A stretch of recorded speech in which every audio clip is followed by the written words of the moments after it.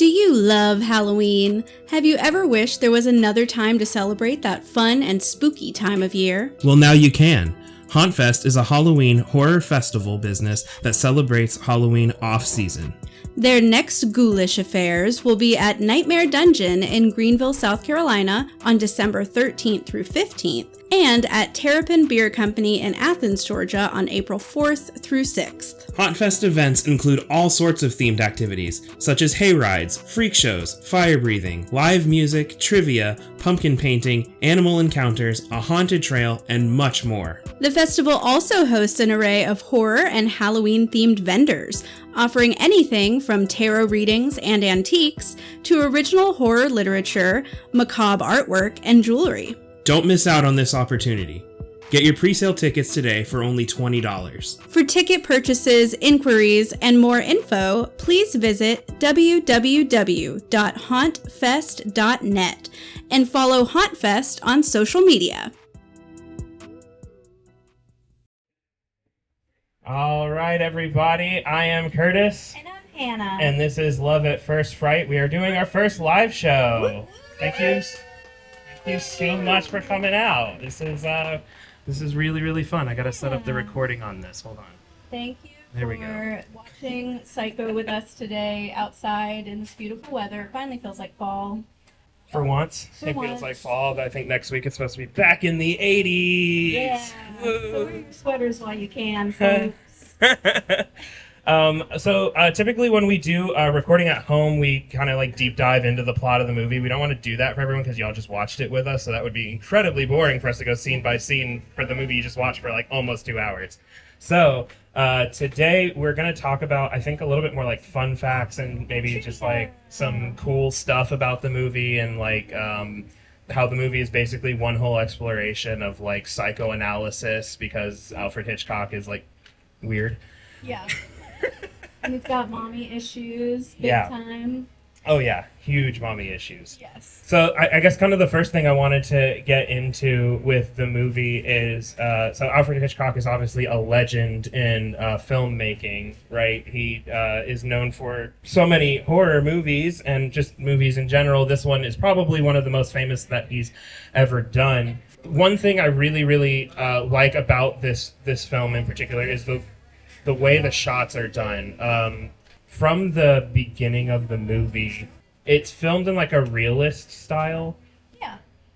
Where like we get like the date and time, and it's very specific and it's very objective and everything. It actually makes me laugh every single time that it doesn't come up again. But it's literally never again in the movie. The only other reference we get to like what day it is like later in the movie. They're like, she went missing a week and a day ago, and I'm like, all right, that's fine.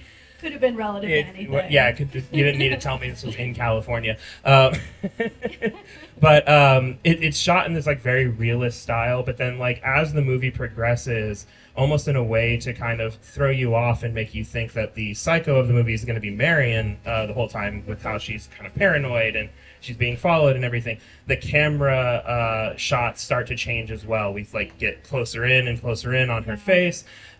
We change from these shots of fades from scene to scene, which is shorthand in movies for like time has passed between these two scenes, to hard cuts to what we're seeing in front, and it becomes this more subjective thing as we like enter into Marion's mind. It's one of my favorite things about the movie. Yeah. I did also want to ask, wasn't Psycho like the first horror movie you ever saw as a youngin? Yes, this movie messed me up as a kid. So when we get into the ratings, we'll go over it. I like kind of biased rated this really high in scares because when I was a child, I was shown this movie probably too young. And for years afterward, could not take a shower without triple checking that the door was locked.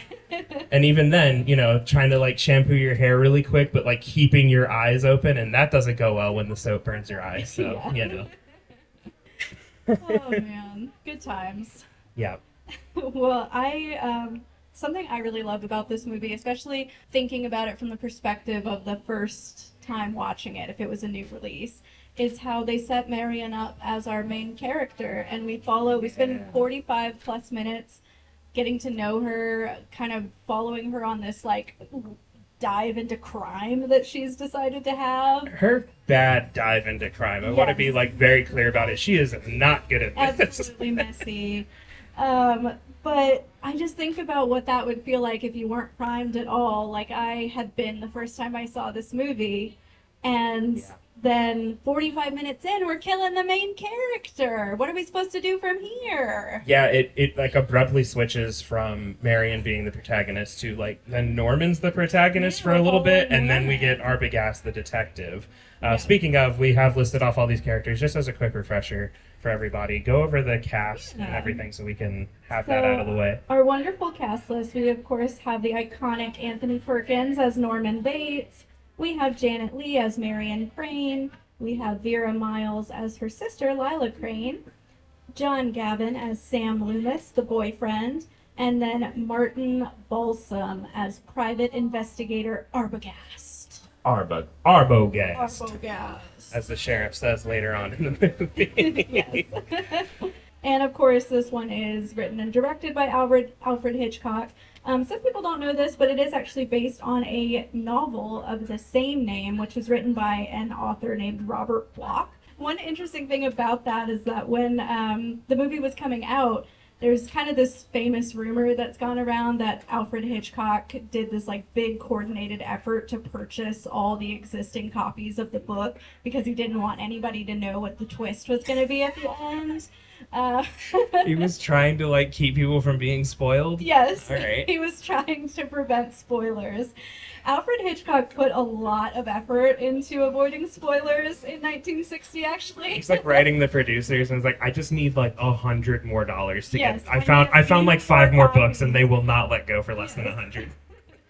He also famously made theaters that were going to screen the film agree to not let patrons in late because he didn't want the experience to be spoiled. And he would also kind of challenge people to not share the twist. So it was sort of this big, like, it was a hype building mechanism, you know, and it worked. No way that would work today. That would get spoiled instantly on TikTok. Yes. Full breakdown within 25 minutes. Absolutely. To kind of dive a little bit deeper into the movie about some of these like trivia things that we kind of know about the movie. This movie is often regarded as being the first wide release American movie to feature a toilet and flushing in it.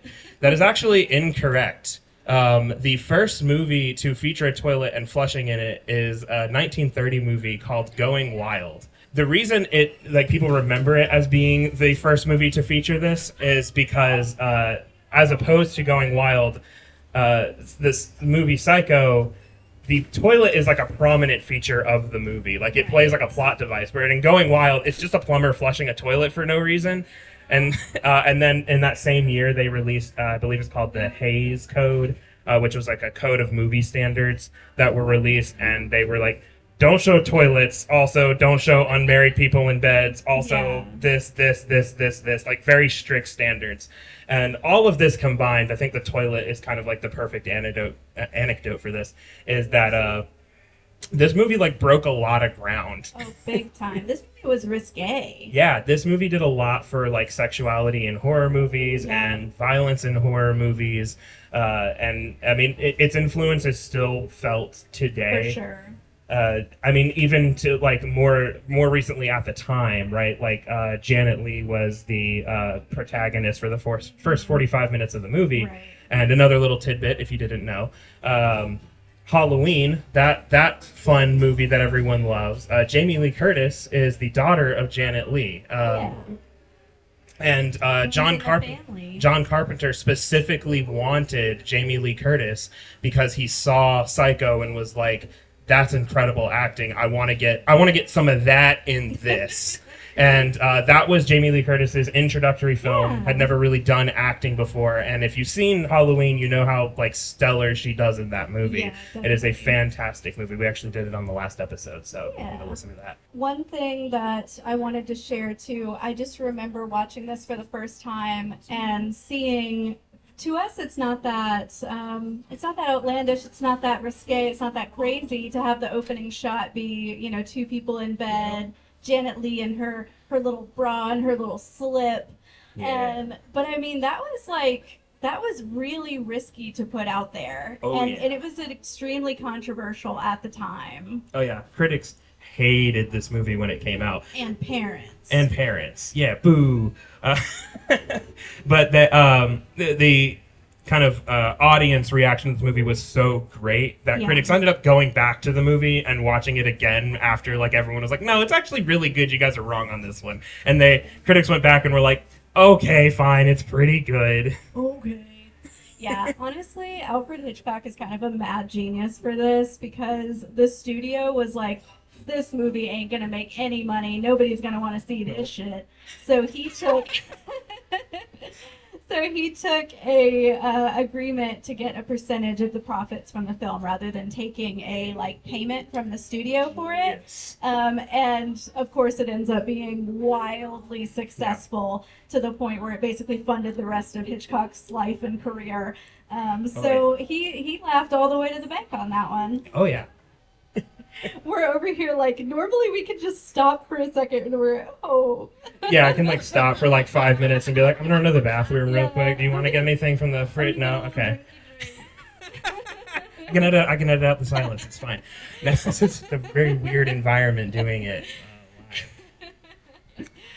Yeah, but another thing I thought might be fun to talk about is the shower scene. We haven't really gotten over. We haven't dissected the shower scene in full yet. I've dissected it a million times in my head. That scene scarred me. That sounds dirty. And it was. Not for me, but on the screen when people saw it, it was, it was gross. That's another cool thing too, is hearing the reactions of people have these really strong memories of seeing the red blood and the knife going into Janet Leigh and all this stuff, and none of that's in there. No, all of it is very true. We saw I saw it. It happened. Yes. We're watching it just now, and you never see the knife go in. You never see it's not red blood. It's still all in black and white. It's Hershey's syrup. That's how they pulled off the practical effect. It's just chocolate syrup. They squirted in the tub and said, they'll buy it. And it worked. And it was chunky. It's a horrible way to have described it. It was. That's what was grossing me out. Watching it again, I was like, why are there so many bits and bobs in the blood? The blood being chunky is what was creeping you out, and not a woman being violently stabbed to death. I see that on the news every day. Oh my god. Chocolate syrup's way more of a big deal. Yeah, no, that's true. That's true. You get the wrong kind of syrup in your chocolate milk, and your whole day is ruined. Totally. Another woman getting stabbed, who cares? Oh, I wouldn't say that. You said that. Don't put that on me.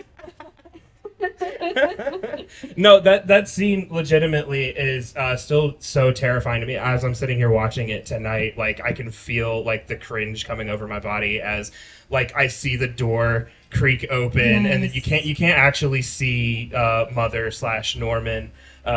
You just see this fuzzy figure, and then the curtain gets ripped, and again, you never actually see her being stabbed with a knife. It's all these implied shots of the knife going down and the struggle. And this is one of the reasons why Alfred Hitchcock is regarded as one of the greatest filmmakers of all time, particularly in the horror sphere, is that he left that all to your imagination. Anything you picture in your head is significantly worse than whatever he's going to show on the screen. I think especially for the time. I don't know how realistic the stabbing would have looked if they did one of those fake retractable knives. Yeah, but it's surprisingly, not surprisingly. I think for us nowadays, looking back on it, feels surprising. Yeah. But this movie was nominated for 4 different Oscars. Yeah. And didn't win anything, which also feels kind of strange. It was robbed. Still to this day, only Silence of the Lambs is the only horror movie to win an Oscar. Well, that's not true. I think that American Werewolf in London might have won a special effects Oscar, but in terms of Best Picture. Yeah.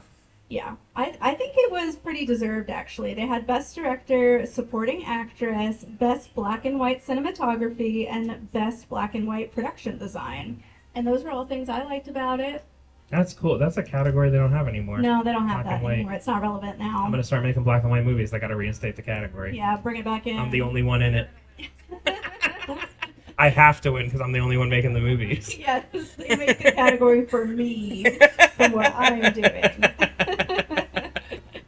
It kind of reminds me, this is sort of a side tangent, but for anyone who doesn't know, Fangoria is like a very famous horror magazine. Yes. And they do their Fangoria Chainsaw Awards every year. Mm-hmm. And they created a category this year that was just for, what's her name? Felicia Rose, who was the main actress in Sleepaway Camp in the 80s. And it's literally a category that's just her best movie this year because she's constantly constantly doing stuff. self-funding She's just terrible in everything. projects.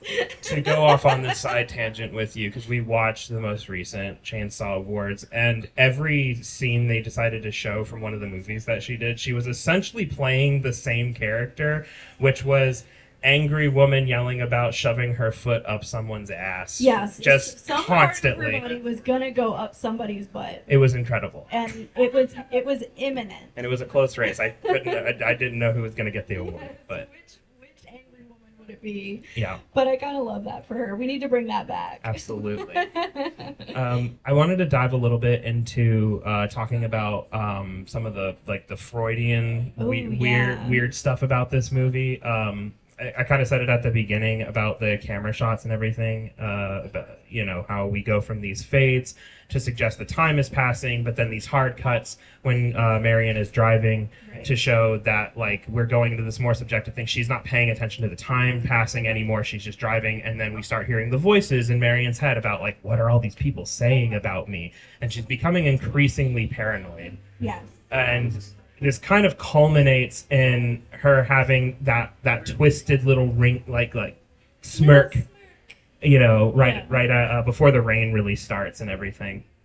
And this, to kind of get into it, is all to show this mirroring that she has with Norman, down to the way that their names are spelled. So I think in the novel, her name was just Mary, I think, but Alfred Hitchcock intentionally changed it to Marion to be more similar to the name Norman. It has most of the same letters to get this whole point across of yes. Isn't it weird that they're the same person? Whoa. One's day, one's night, one's stealing money, the other's murdering people. I don't know how that's a mirror, but it's there, whatever. I'm not a psychologist. I don't have to know. Yes, Hitchcock was very into the heavy Freudian imagery. I mean, there's so much to dissect when you look at the film. We have the three levels of the house representing the id, the ego, and the superego. Yes. And as Norman goes deeper into the house, goes more into his base desires. And of course, need we even mention all the mom stuff? That's Freud 101. Yeah. Anything Oedipal. The whole Oedipal complex thing. Yes. I'm going to dress up as my mom and kill people. Oedipal. Oedipal. Yeah, it's edibles the whole way down. Norman's in his kitchen getting absolutely baked and then stabbing people. Yeah. Maybe Marion imagined the whole thing. It was a pot sandwich. Sweet sandwich. Oh my gosh. But yeah, one of my favorite things to kind of illustrate the Norman kind of slipping between the superego, ego, and id is just before he actually kills Marion, he goes back into the house and he's going to go up the stairs. We actually see him start, and then he pauses, and then he goes around the stairwell and into the kitchen. We see him sit down, and I don't know where he keeps the mother's clothing. I guess it's in the bedroom upstairs. But I think the implication is that in that scene, he is losing the battle against his super ego and ego, and eventually he gives in. But he simply cannot. Yeah, no, he loves his mom way too much. And he loves the stabbing. Yeah. Who doesn't? I mean, it's why we carve pumpkins every year, because we all just want to stab something. Okay, unsafe. What? But you can definitely see this internal struggle, and I think it is really beautifully reflected in Marion's story, because Marion has made this kind of spur of the moment decision to adopt a life of crime. Love Yes. that for her. Love Yes. women's wrongs just as much as their rights. Yeah, support women's wrongs. And and she's getting really snaps like from she dives right into it. She's evading the cops and she's turning in her car for a new car. Evading the cops is generous. The cop watches her do the whole transaction with the car. She's basically just like, stop getting all up in my business. Did I break any laws, officer? Weirdo. But she's, hiding out in this motel, and she actually has this moment after her conversation with Norman where he's talking about his life and how, he's kind of the slave to his mom and all of this stuff. She realizes that it's not too late for her.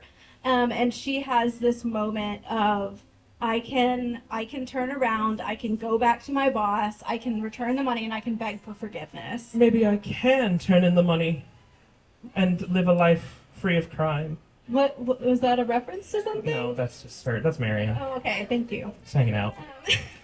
I know her.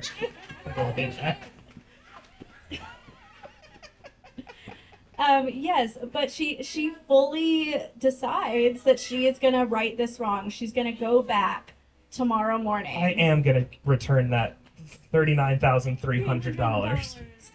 Minus the $15 that the motel cost, so $39,685. You got it. Nailed it. Landed that plane. And I think what's so tragic is that Norman robs her of that opportunity. Yeah. She has decided, I messed up. I'm gonna do the right thing. She's kind of doing what Norman never could, and yet he stops her from that. Yeah. This is like kind of the mirroring come to a head when the shower scene happens. She finally breaks away from all of this, and then Norman gives in fully to the delusion. I don't know. I don't know what you want to call it, but he fully gives in. It's not dad delusion. But he fully gives in to this delusion and goes after her. And this is like you mentioned it before, like how wild this would have been in the 60s, whatever, to see this happen. That the main character just gets killed, and then there's an hour of runtime after that in the movie. We switch protagonists twice after that, 3 times if you really want to get into it with like Sam and everything. Yep, we go from Norman to Arbogast. Why is he a country bumpkin now? That's what the sheriff says. Everyone else in this movie is doing transatlantic accents. The sheriff is like, nope. I'm from the South. That's Arbogast, if I ever seen them. Think of it. Why is that sheriff in... It's an elected position. Who knows? He moved out there for the gold rush. Tucson, Arizona. Yeah. But he... we go from Arbogast all the way back to Lila and Sam. Yeah. And then we also take a strong detour where the psychiatrist, the criminal psychologist, is kind of the main character for the last 15 minutes. It's one of my favorite parts of this whole movie is the final, 10 minutes. Not the stuff that we get into with, the guy being like, he was a transvestite, and then he's like, oh. Even in they were like, hey, not cool, man. But the idea that we just watched this whole movie for an hour and a half, 40 minutes, because I think his whole monologue's about 8 minutes long towards the end of this movie.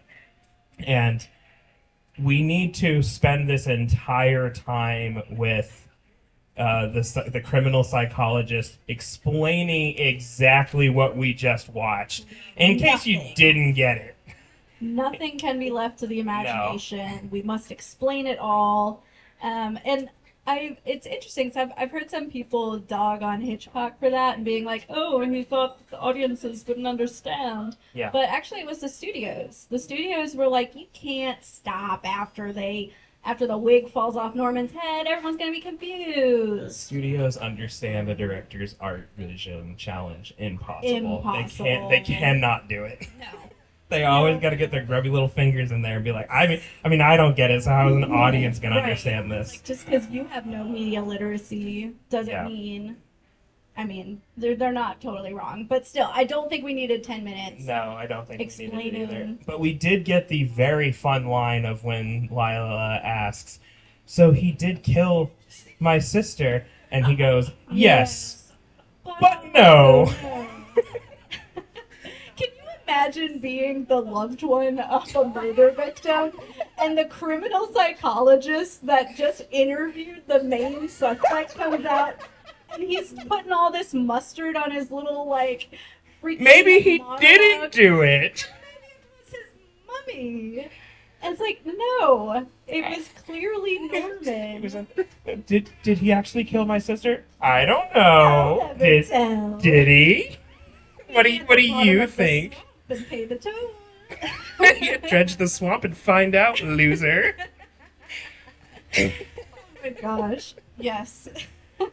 Also, I had this this moment. What another patron who was watching the film with us had mentioned the movie Maxine, kind of having some references to Psycho. I haven't seen it, And but I'll take your word for it.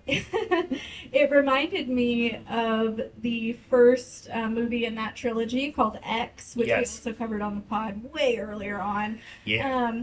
And they also get rid of evidence and cars and bodies in a swamp. Mm-hmm. And I was like, oh, I didn't even put it together that was like how Norman Bates did that. And because I mean that movie obviously plays with so many tropes of the genre. Yeah. And I think that was one that just kind of flew under the radar for me. Yeah, I mean, Psycho itself is so influential on the horror genre as a whole that I'm sure you could look at most any horror movie and probably pick out some kind of influence or reference to whatever from the movie. Mm-hmm. Again, to go back to Halloween, right? We talked about Jamie Lee Curtis being the daughter of Janet Leigh, but you might remember the name of one of the characters in Psycho being Sam Loomis. One of the main characters in Halloween is Samuel Lewis, the doctor, the psychologist of Michael Myers. So, like, there's references just all over the place to this movie. Yeah. People love this movie. All the way to the top. And they should. This movie is solidly really good. Yeah, this movie slaps. And I think it's one of those, because I'm the first to admit that my brain has been rotted by too much internet access over the last, 15 years. So it's not always easy for me to go through, kind of a slow-paced film. But this one doesn't feel slow. I think sometimes people write it off because they're like, oh, it's an older movie, I'm not going to like it. Yeah. This movie is thrilling. It had me on a hook the whole time. It's why I still get cringy around when the shower scene happens, because the tension building is so good in this movie. Yes. It also does one of the things I talked about it in regards to the actual stabbing, but it does one of the things that I really like in horror movies and that I call out all the time for being really annoying about horror movies, where it doesn't show the thing until the very end. You don't get that much of it. And you're kind of still left with all these questions. I mean, if you listen to the psychologist, that kind of ruins it a little bit, because he does just very clearly be like, this is what happened, this is why it's wrong. Yeah. Whatever. Also, you can give him a blanket, I guess. But there are so many movies that we watched. Cobweb, I think, was one of them, and the movie was generally really good. I was enjoying it until the last 15-20 minutes when they show this horrible CGI thing running after somebody. I'm like, oh, that's dumb. Yeah. It looks dumb. The practical effects are such a gift, and I think it is responsible for why this movie holds up so much. Is the way that they have filmed the deaths. Even though we don't see that much on screen, it's still so evocative, and it still brings you that terror and fear in the moment, because you're not, the illusion isn't shattered by, oh, I'm looking at terrible 1994 CGI or whatever. Except when Arbogast gets stabbed. That scene is objectively funny, even in the context of this movie. I think that's a controversial take. I think a lot of people like how he's just kind of, whoa, It starts to look like an interpretive dance on his way down. I think it's fun. No, I'm not saying it's not fun. I love it. I absolutely love it. Look forward to that scene every time. I know it's coming. I love it. It is really funny every time. He gets stabbed one time, and that's probably enough for most people to get stabbed one time. And I was gonna say, wow. And then he levitates down the stairs all the way back until he hits the ground. Well, and what really gets me is that at the conclusion of that scene, we see him take the last step off the stairs. So in the fiction, he did just sort of moonwalk his way down the stairs. It was either that or he like leaped into the air and then just like glided and then landed on the last step and then took that, and he's like, I really gotta ham this up. Yeah. Ugh. He's like, I am sending this to my insurance. I'm dead now. Okay.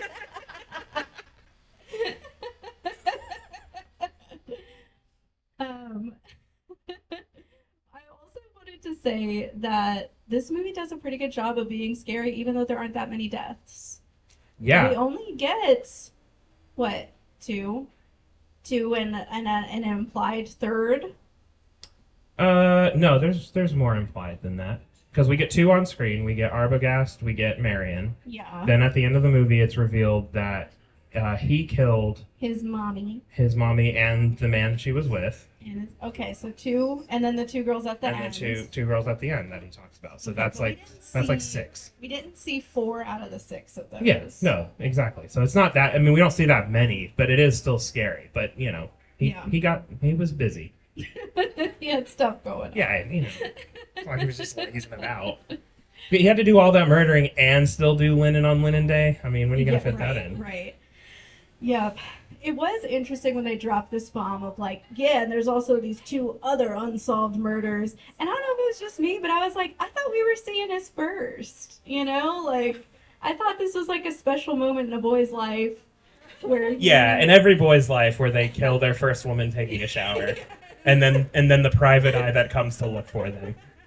He killed his mom, and then he was like, you know what? I'm ready to move on to the next step. The next woman who comes in here by herself, it's over for her. It's not a phase, Mom. Stab. But no, he just randomly killed 2 other people.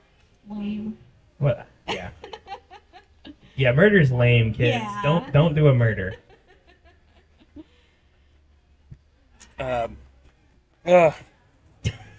Thank you for clapping for don't do a murder.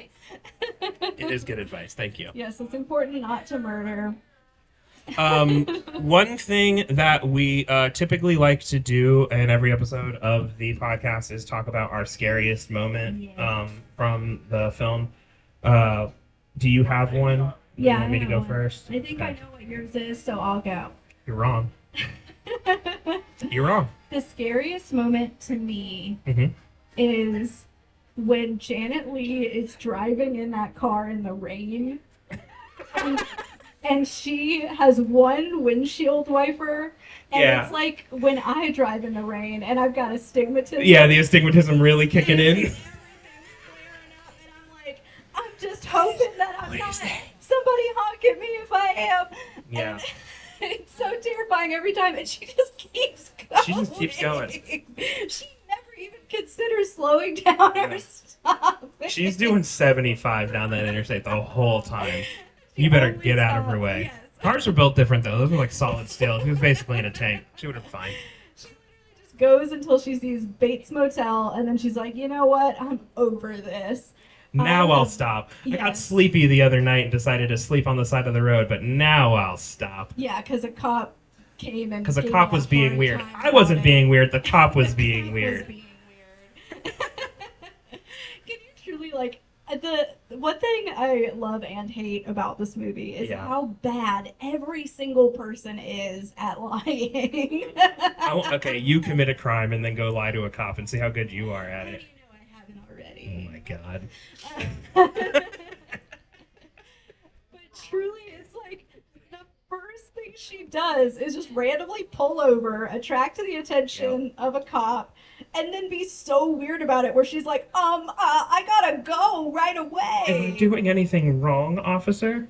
Yeah. I mean, kind of. You're being weird. Am I acting like something is wrong, officer? Yeah, I you are. I do want to call that out specifically and be like, yeah, he's so real for that. Because yes, you are being incredibly weird. So weird right now. Yeah. And then immediately drives into town and decides, you know what will definitely make the cops not suspicious? This will throw him off the trail. If I trade in my car. While he's watching, he'll never find me. Yes. And I'm not going to take the, 24-hour think on it period. No. I'm just going to produce $700 cash to this used car salesman. Yeah. And away I go. Not even going to stop for my bag and my coat until the mechanic chases me down and forces me to take it. Yeah. That whole scene does like kind of illustrate some like differences in like times, because he has that line when she says something about like wanting to, she's in a hurry and she just wants to make up her mind. Is there something like so wrong with that? And he's like, you can do anything you set your mind to, and being a woman, you will. And I was like, whoa, but slow it down. Do you actually want to make money here? Well, that's 600 or else. Yeah, like what the hell? She'll get her not boyfriend, not husband down here. Casual misogyny. One of my hell yeah. favorite, just completely unhinged lines is when Arbogast is like talking to Norman Bates, saying, "Oh, you wouldn't be fooled into helping this woman if she offered you money." And he's like, "I would never be made a fool, even by a woman." It's like, okay. Yeah, it's a special time. A special unique, different time. Well, my scariest moment, Yes, and I know what you're tell me. thinking because I already talked about the shower scene. Yeah. And you're wrong. Okay. Lay it on me. The scariest scene, if I'm being serious, it's the shower scene, I knew okay? it. It's terrifying. And if you think it's not terrifying, you're wrong. It's scary, all right? Something's broken in Yeah, something is deeply wrong and broken inside. No, the scariest scene in the movie is when Arbogast goes back to the motel and he's going to get out of his car. He stops the car and then crawls across the entire front seat to get out of the passengers. Why? Opens the passenger side door. What are you doing? That's an insane, unhinged way to get out of your vehicle. Just get out normally. It's not saving him time. He's trying to be sneaky about it. It would have been much faster just let the engine idle and then just get out and to run in really quick. Yeah. It really came across as like they had this whole scene framed out and he was supposed to drive like 3 feet more to the right, but he missed his mark. They didn't think about it when they were doing. They're like, and action, and he pulls up and then he does that whole thing. And like, oh shit, the car was supposed to be going the other way so he could get out normally and not like a freak. And he just panics. Yeah. But then they like ran out of time and like, well, we got to keep that shot in. The audience will never understand how Arbogast got back to the motel if we don't keep this in. Yeah.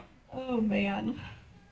So one of the last things we like to do for the show is we always give the movie we just watched a rating. I'm gonna pull this up really quick. Tonight we had some audience members who put in their ratings as well, so thanks for doing that if you had a chance. Yeah, thanks for playing along. Yeah, it was cool to see the variety of everyone's scores.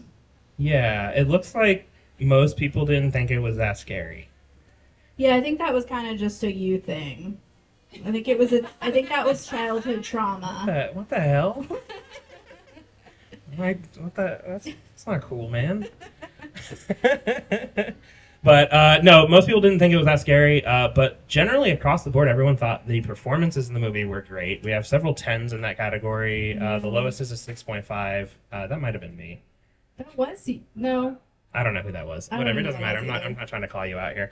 And they also thought like the directing, the vision of the entire movie was great. Entertainment was also generally rated pretty high, and then the visuals were also rated pretty high, which I think tracks for how well this movie stands in like everyone's mind. This movie is old, and everyone still really likes it. Yeah, that should be the new tagline. Yeah. When they coming to Netflix. This movie's old. 75th anniversary. Yeah. It's old. It's old. And you're gonna like it. You're gonna like it. You know? You're gonna Hey, love the way you look. and-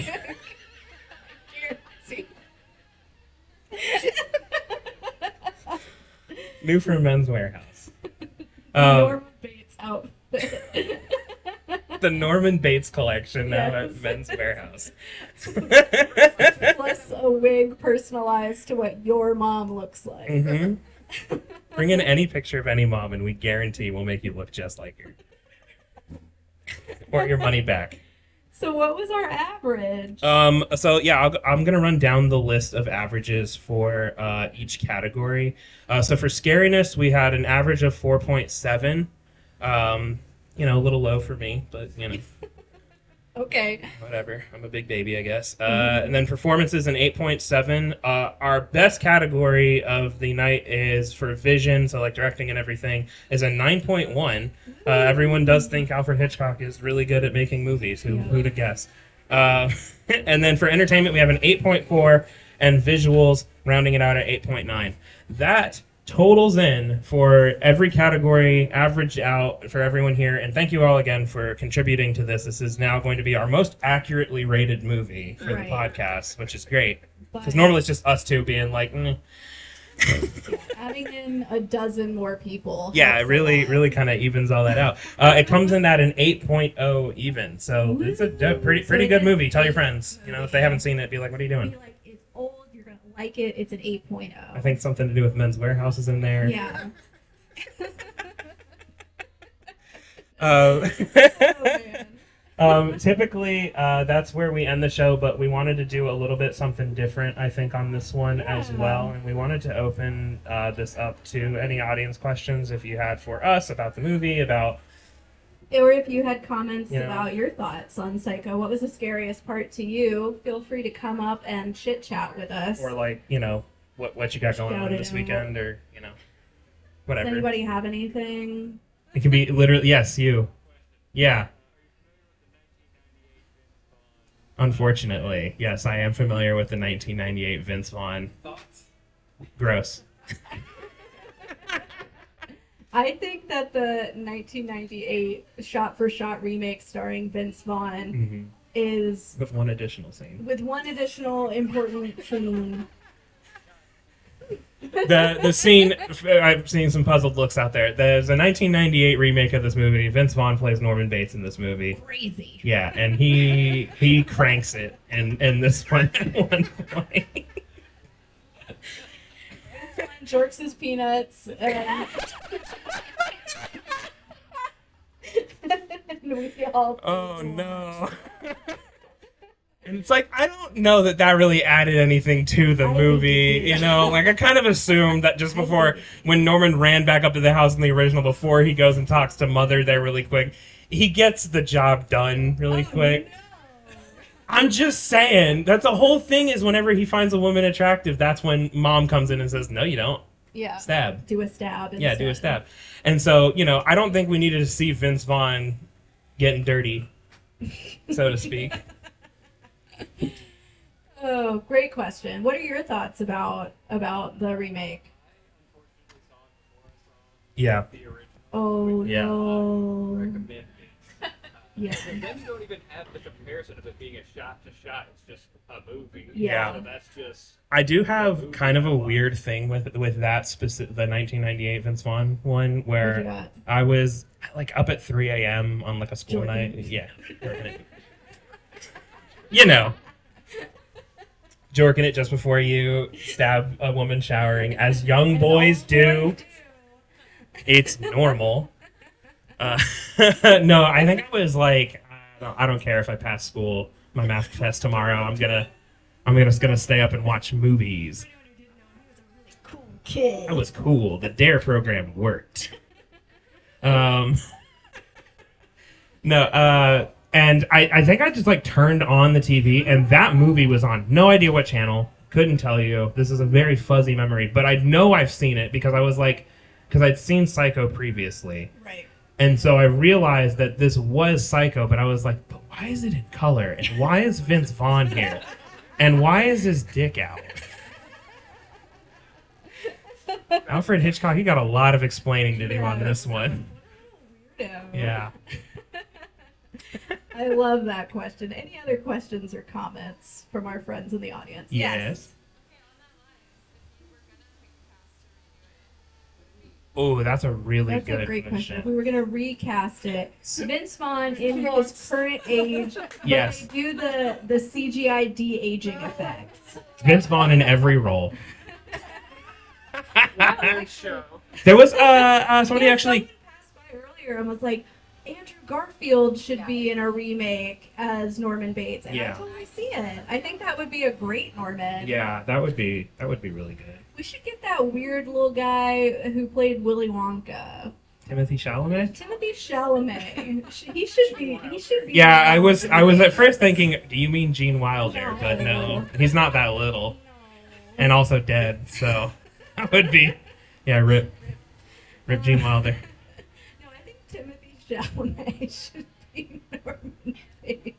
I don't. Which know why. version, the Vince Vaughn or the original No, version? he should be doing a remake of the 1998 remake. Let's get this thing real abstracted. Let's remake it like 8 times and just see where we go. Yeah. It's a 2-hour runtime of nothing but people jerking it the whole way through. But all the dialogue is still there. It's an art house project. You don't get it. Stop being immature. Yeah. It's revolutionary for sexuality in horror movies. Get with it. Yeah. I think Andrew Garfield is a good one. Who would be a good Marion Crane? If we're gonna be topical, probably somebody like Sydney Sweeney right now. I heard of Florence Pugh. I agree with that. Florence Pugh is iconic in horror right now. Yeah, Sydney Sweeney. She could maybe make it work, but also I think they're too young. Like Marion Crane is in her that's 30s. fair. That's fair. So we need someone in Yeah, there. but you know what? I'm not going to accept that because we get so many movies where somebody's supposed to be in high school and you're like, that's a 40-year-old man. Yeah, that's true. He's got 5 o'clock shadow. Fair. So there you go. Okay, so maybe So- Florence Pugh. Yeah, we can do it. So we just get the cast of We Live in Time back together, but for Psycho. Can we get like Tim Curry in on this? I'd love for him to just do more stuff. Yeah, who would he play? Arbogast? Arbogast. That would be fun. Yeah. I need I need a good detective type. Tim Curry wouldn't. Columbo? Good. What about... Idris Elba's played a cop before. Oh yeah, Idris Elba could be What if in we this. had So we can him do that as Arbogast. That would be really Yeah. good. I think. He'd be like real. He'd make it real sexy. Yeah. Can we get like Arlie Irby as the sheriff guy? Who's that? He's normally like the drill sergeant in any military movie. Okay. He's just yelling at people. Cool. I don't know who that is. It's because he's it's like a cop. Yeah, exactly. He look like he sucked golf balls through garden hose. I have no idea what you're talking about. All right, cool. We watch horror movies, not anything else Yeah. here. Not true. I watch a lot of trash movies. Does anybody else have a really good Norman Bates or? I'm gonna throw this one out there. Okay. Do Psycho, but the Muppets. Now we're Yeah. talking. Now who's the one human? Because there's always one human. Timothy. Yeah, we keep the psychiatrist at the end. Exactly. Everything else is shot in color, modern camera, cinematography, everything. Then we cut to the original psychologist talking to everyone in the room. Everyone's human again. Christopher Lloyd would be great. In his exact Doc Brown costume. No, can Yep. we, Now do you? cast the Muppets. Oh, the Muppets. Which Muppet is Norman Bates? It's gotta be Gonzo, right? Gonzo. Yeah. Scooter. Scooter. As much as it pains me, I think Kermit would have to be Arbogast because he. Oh yeah, that You could know. work. Oh, he could be Sam, I guess. Yeah. He could be and then. You know, is an ex-wife alimony. That But seems the on-brand. problem is then Miss Piggy would have to be Marion. Marion, and then she gets killed, and that ain't gonna happen. Miss Piggy ain't going down like that. Do that. Maybe she'll be Lila. Miss Piggy will be the mother. They turn her on the chair. It's Miss Piggy. Iconic. She's not dead. It was Miss Piggy the whole time. There we go. Gender swap there we psycho. go. That's Gender swap. good. Gender swap and Muppet swap. Muppet Swap sounds like a horrible early 2000s like reality TV show, like Wife Swap or something. Yeah. I'd watch it. With Yeah. a Muppet. Yeah. Great question. Anybody else have anything fun? What should we discuss? Sound as desperate as Marion at the beginning of the movie being like, "I'll lick the stamps. Please, just let me lick the stamps." I feel like the beginning section with her just driving and Yeah. the anxiety of what people are saying about her No. is the most relatable shit ever. Oh yeah, That's absolutely. so No true. radio on, nothing. She Yeah. is driving. The biggest fear or the biggest horror is being left alone with your thoughts. Yeah. Truly. Yeah. Alone with your thoughts, and you have astigmatism, and it's night. And it's raining. Stole 40,000. Girl, yeah. $40,000 just on a whim, and it doesn't even seem like that much. It was only 2 bundles. Also, she didn't need to write out the math she was doing. Yes. Yeah, she did. $100. Hey, she's not good at anything. She does a bad crime. And then has to keep track of the $700 she spent in front of a cop to trade her car in. She gets out her checkbook to be like, all right, so I spent about $700 out of the $40,000. Carry the one. Let me keep track of this. And also, why keep track of it? Is she gonna file taxes on it?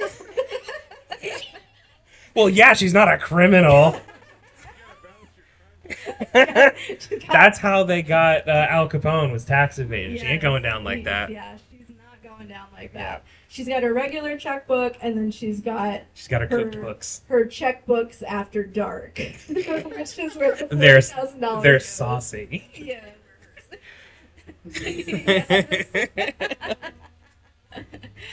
All right. Oh, Well, man. I think that is about going to do it for us. Yes. Thank you all so much for coming out and hanging out with us, watching the movie, asking us enjoyed questions, listening to us ramble for the better part of an hour afterward. If you would like to keep up with us, you can find us on social media. We're at First Fright Pod. You can also email us, firstfrightpod@gmail.com. If you would like to find our Spotify, we do have our Spotify code up here on the Yeah, you table, can just as well scan as it. some free stickers. Take a sticker. They're glow in the dark. Get one or several. Give them to your friends. I Give don't know. one to your friend and be like, I don't know what this was exactly. I went to a place and some people were talking. Didn't really like them. They talked a lot about Vince Vaughn. Yeah, there was a lot of dork in it. Yeah, no, I changed my mind. Yeah, they didn't talk enough about Vince Vaughn. I expected a solid hour, maybe 5 minutes. Yes. We also have some leftover scorecards. So if you want to play along at home, because I think you should watch more movies. Yeah. And get into watch movies. Just rate stuff. It doesn't have to be horror movies if you're not big into horror movies. It should be, though, because they're the best. They're fun. They're campy sometimes. Yeah, sometimes they're horrible. It's great. Yep. Anyway, thanks so much for listening and joining us. Yep. I have been Curtis, I'm Hannah. and this was Love at First Fright. And as always, scare well, and see you next time. Bye-bye. Thank you. Thank you.